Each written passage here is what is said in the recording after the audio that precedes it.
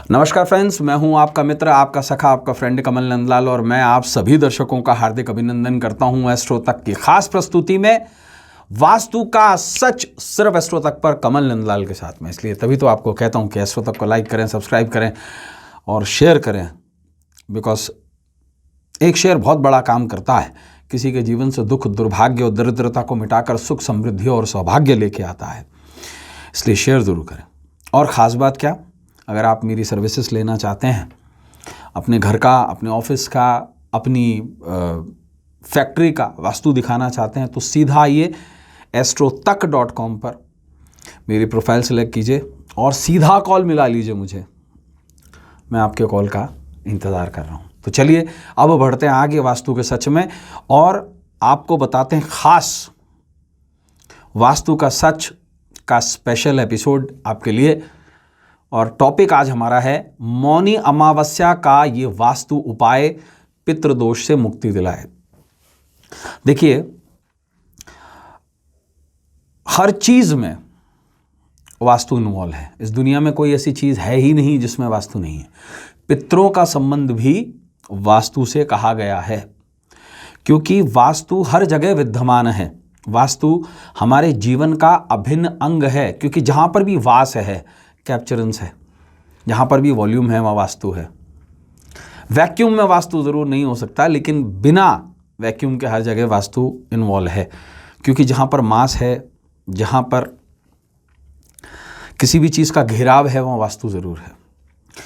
मौनी अमावस्या एक विशेष पर्व है जो पितरों के लिए निमित्त है। इस दिन मौन रह के कुछ काम किए जाते हैं पितरों के निमित्त।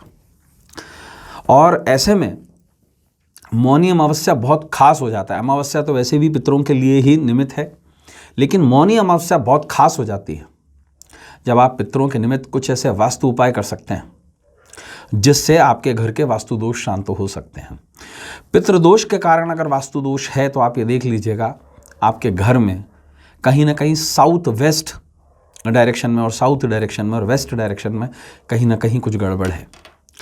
जिन लोगों के काम अटक जाते हैं, जिन लोगों के जीवन में हिंडरेंस बहुत है, जिन लोगों के जीवन में व्याधियां बहुत हैं, बनते बनते काम बिगड़ जाते हैं, 99% काम हो जाते हैं और लास्ट मोमेंट पर आकर काम अटक जाते हैं, जिनके घर में बचत नहीं होती है, लगातार बीमारियां बन रही हैं, आप ये समझ लीजिएगा आपकी कुंडली में वास्तु दोष है। और वही वास्तु दोष के लक्षण आपके घर में भी विद्यमान होते हैं। जैसे घर में पक्षियों का घोंसला बना देना, जैसे घर में तुलसी का ना चलना, पानी की टंकी के पास में पीपल का उग जाना, परिवार में किसी को डायबिटीज़ होना, किसी भी जेनेटिकल कॉज की वजह से। जैसे जेनेटिकल कॉज बहुत सारे हैं, क्या हो सकते हैं? डायबिटीज़ उसमें से जेनेटिकल कॉज होती है। साथ बसाथ में थैलीसीमिया, ये जिनके भी परिवारों में कुछ बीमारी हैं, कुछ तरीके के ऐसे कैंसर्स हैं जो वंशानुगत भी चलते हैं, या वंशानुगत कुछ ऐसी डिजीजेस हैं जो वंश के आधार पर, वंशावली के आधार पर चलती हैं, वहाँ पर पितृदोष होते हैं। अलग अलग प्रकार के 16 पितृदोषों का निमित्त किया गया है। लेकिन विशेष तौर से मौनी अमावस्या के दिन, यानी कि विशेष तौर से महीना कौन सा? ये विशेष महीना जो है ये माघ का महीना है। इसकी अमावस्या पर कुछ उपाय करने से, निश्चित रूप से वास्तु के कुछ उपाय करने से पितृदोषों में कमी आ सकती है। ऐसा क्या किया जाए? सबसे पहले तो अगर आपके पितरों के जो चित्र हैं वो किसी गलत दिशा में लगे हुए हैं, उत्तर में लगे हुए हैं, पूर्व में लगे हुए हैं, यहाँ तक कि पश्चिम में भी लगे हुए हैं, व्याय कोण में लगे हुए हैं या आग्नेय कोण में लगे हुए हैं, तो उसे हटा लीजिए। विशेष तौर से इस दिन पितरों के निमित्त एक विशेष उपाय करने से पितृ शांत हो जाते हैं और पितृदोष से काफ़ी हद तक हमें राहत देते हैं। क्या करना है? घर की दक्षिण दिशा के अंदर सफ़ेद वस्त्र पे, सफ़ेद कपड़े पे आपको तिल थोड़े से रख लेने हैं। एक ढेरी बना लेनी है तिल की, और उसके ऊपर आपको एक पीतल का या तांबे का एक पितृ यंत्र लेकर उस पर रख देना है, स्थापित कर देना है और वहाँ पर तिल के तेल का दीपक जला लेना है। लेकिन ध्यान रखिएगा, जितने भी दीपक जो पितरों के निर्मित होते हैं वो हमेशा लेफ्ट हैंड साइड पे जलाए जाते हैं, देवताओं के राइट हैंड साइड पे जलाए जाते हैं। इसलिए आप हमेशा अपने लेफ्ट हैंड साइड पे पितृ के लिए दीपक जलाएंगे, आपका मुंह दक्षिण की तरफ रहेगा। धूप जो करेंगे वो चंदन से ही करेंगे अपने राइट हैंड साइड, कोई गुलाब की, मोगरे की और किसी की अगरबत्ती यूज़ नहीं होती है। इसके अलावा ये पंच अमंगलम कहा गया है, 5 चीज़ों का मिलना। इसके बाद विशेष तौर से एक जल से भरा हुआ स्टील का लोटा लेंगे, उसे केंद्र में रखेंगे और एक रोटी बनाएंगे जिसमें तिल लगे हुए होंगे आटे में, और पानी भरे हुए लोटे के ऊपर तश्तरी रखेंगे, क्वार्टर प्लेट स्टील की, और उसके ऊपर रोटी रखेंगे तिल वाली, और एक तुलसी का पत्ता उनके ऊपर रखेंगे, एक सफ़ेद फूल चढ़ाएंगे और दूध से तिलक करेंगे मिडिल फिंगर से। ध्यान रखिएगा, मिडिल फिंगर से ही, इस फिंगर से ही, ये शास्त्र के अनुसार बता रहा हूँ, ये पंचामंगलम में है, यानी कि 5 चीज़ों का मिलन। अगर आप दूध से तिलक ना करना चाहें तो उसके एवज में आप तिलक चंदन से कर सकते हैं, और चीज़ से नहीं। पितरों पर कभी भी रोली से, सिंदूर से, गोलोचन से, अष्टगंध से तिलक नहीं किया जाता, हल्दी से तिलक नहीं किया जाता, सिर्फ और सिर्फ चंदन से या दूध से तिलक मान्य है। सफ़ेद तरीके का ऐसा फूल चढ़ाया जाता है जिसमें से खुशबू ना आए, तो हज़ारा के फूल आप चढ़ा सकते हैं, लेकिन ध्यान रखिए लाइट कलर के ही फूल चढ़ाए जाते हैं। यहाँ जो कुमुद होते हैं, कुमुद मतलब वाइट पीले मिक्स्ड फूल होते हैं, वो चढ़ाए जा सकते हैं। उन पर गुलाब के फूल, लाल फूल, बहुत ज़्यादा खुशबू लिए हुए मोगरे के फूल नहीं चढ़ाए जाते।